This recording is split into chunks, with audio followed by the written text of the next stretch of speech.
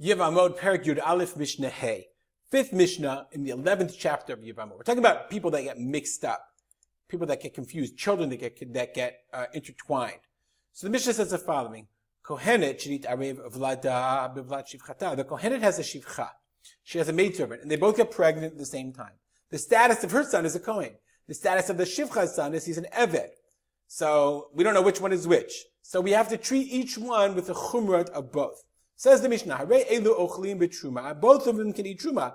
The kid who's the Kohen can eat truma because he's a Kohen. The kid who's an eved is an eved of a Kohen, and anyone owned by the Kohen can eat truma. And they're able to divide up one portion. Look at the Bartunura for a second.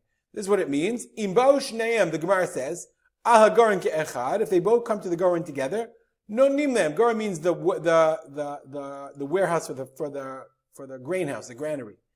But if they come alone, then you don't give them. Why? This Tana says, we don't give truma to the eved unless his master is with him. So that's what the Mishnah says. If they come together. Both of them they can't become tameh because maybe he's the Kohen. Neither can marry. The Kohen can't marry because each one, maybe he's an eved and maybe he's a Kohen. They can't marry a kasher because maybe he's an eved. They can't marry a psula, shivcha, because maybe he's a kohen. This is when they're children. When they grow up, and they freed each other, meaning we force them. Beit Din says we force them to free each other since they can't get married. As soon as they're old enough, they say, I free you, the kohen, I free you, you free me, because we don't know who frees who. Then, the question is though, since they're freed, one of them is the kohen and one of them is not. So therefore, they have to marry women that are ru'yot l'kuhuna, meaning like not a gerusha, because maybe she's a kohen, maybe he's a kohen. Ve'inam mitamin l'meitim. Similarly, they can't become tamei met because maybe he's a kohen. Ve'im nitmeu einam sofkim et arba'im. But if they became tamei, sofkim et arba'im means they don't take the arba'im makot. They don't get makot for doing it intentionally. Why? Because the guy says, prove that I'm a kohen, then you can give me a punishment for becoming tamei. The Mishnah continues. They can't eat truma, of course, because maybe you're not a Kohen. Maybe you're Yisrael. Maybe you're the Eved that was free to Yisrael. And if they ate truma, einam mishamin keren v'chomish. They don't have to pay. Keren is the principal, and chomish is an additional fifth. Normally, if you're a Kohen and you eat truma that doesn't belong to you, you have to pay an additional penalty. But for issues of money, we say the principle is hamotzi mechaver alav araya, or in this case, prove that I'm a Kohen, then I'll pay.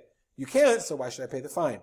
Ve'inam cholkim al hagoren, and you don't give them al hagoren, you don't give them truma, okay, they can't even take one portion of truma, meaning they say, listen, one of us is a Kohen, we deserve the truma, and then we'll just sell it and keep the money. No, you don't give them anything, because you're afraid they're going to eat it.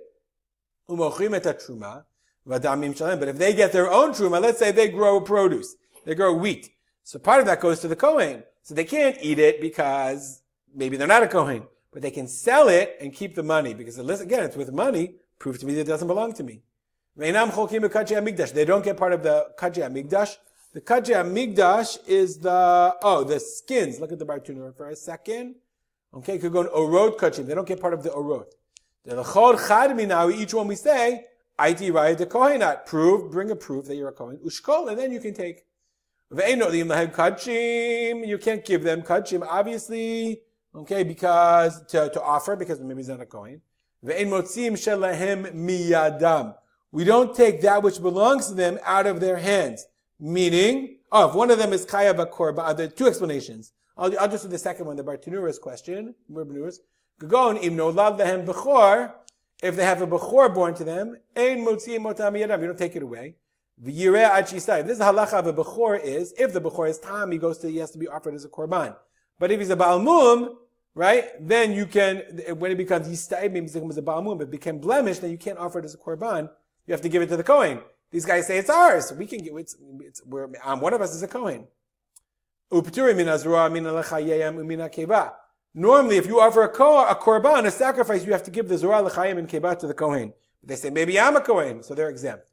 Ubechor, as we said before, his Bechor, the firstborn of his animals, Yehei Roy Ad Sheyista'ev, you let it shepherd, you let it graze until it becomes blemished.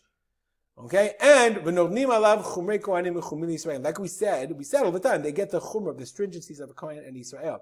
The Bartanura says that what this means is minchatan nikmeset keminchat Yisrael. When they offer korban mincha, what they do is they scoop out a bit, but then the rest of it they are eaten.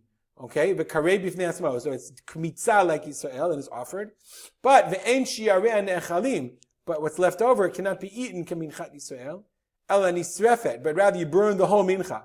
Keminchat kohanim shi kalil. So you treat it, you do the kmitza, right? But then you burn the rest of the mincha. That we do the chumrot of these guys korbanim, the korban mincha, the grain offering, as if both a kohen and the chumrot of Yisraelim. These poor kids.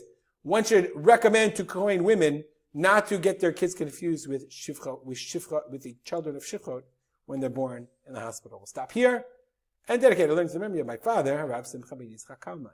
Have a good day.